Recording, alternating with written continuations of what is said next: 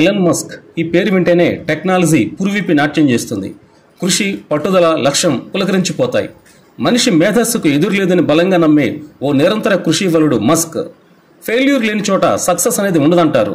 గతంలో కొన్ని వైఫల్యాలను అధిగమించి గ్రేట్ సక్సెస్ను సొంతం చేసుకున్న ఎలన్ మస్క్ నిన్న టెక్సాస్ నుండి ఎగిరిన స్పేస్ ఎక్స్ స్టార్షిప్ వైఫల్యాన్ని ఛాలెంజింగ్గా భరించాల్సి వచ్చింది.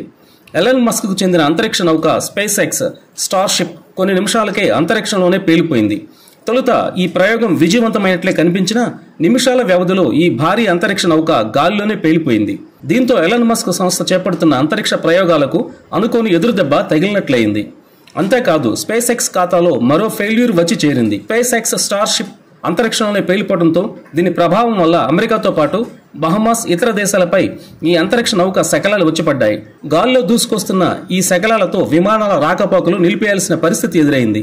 అమెరికాలోని ఫ్లోరిడాలో ఉన్న కొన్ని ప్రాంతాల్లో ఏఎఫ్ఏ విమాన రాకపోకలను నిలిపివేసింది. ఈ సంవత్సరం ఎలన్ మస్క్ మార్స్ రాకెట్ కార్యక్రమానికి ఇది రెండో వరుస వైఫల్యం.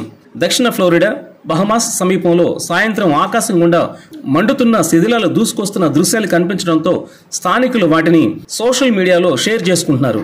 వాస్తవానికి స్పేస్ ఎక్స్ స్టార్షిప్ ఇంజన్లు నిలిపివేయబడి అనియంత్రంగా తిరగడం వల్ల కొద్దిసేపటికే స్టార్షిప్ అంతరిక్షంలో విడిపోయిందని స్పేస్ ఎక్స్ మిషన్ ప్రత్యక్ష ప్రసారంలో కనిపించింది. గతంలో స్పేస్ ఎక్స్ చేసిన 7వ ప్రయోగం కూడా విఫలం కావడంతో ఈసారి జాగ్రత్తలు తీసుకుని ఉంటారని అంతా భావించారు.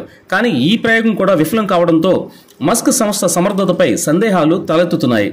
స్పేస్ ఎక్స్ గతంలో చేసిన ప్రయోగాల్లో ప్రారంభ మిషన్ దశలో వరుసగా ప్రమాదాలు సంభవించాయి. ఈ సంవత్సరం మస్క్ వేగంగా పూర్తి చేయాలని భావించిన కార్యక్రమానికి ఇది గట్టి ఎదురుదెబ్బగా భావిస్తున్నారు.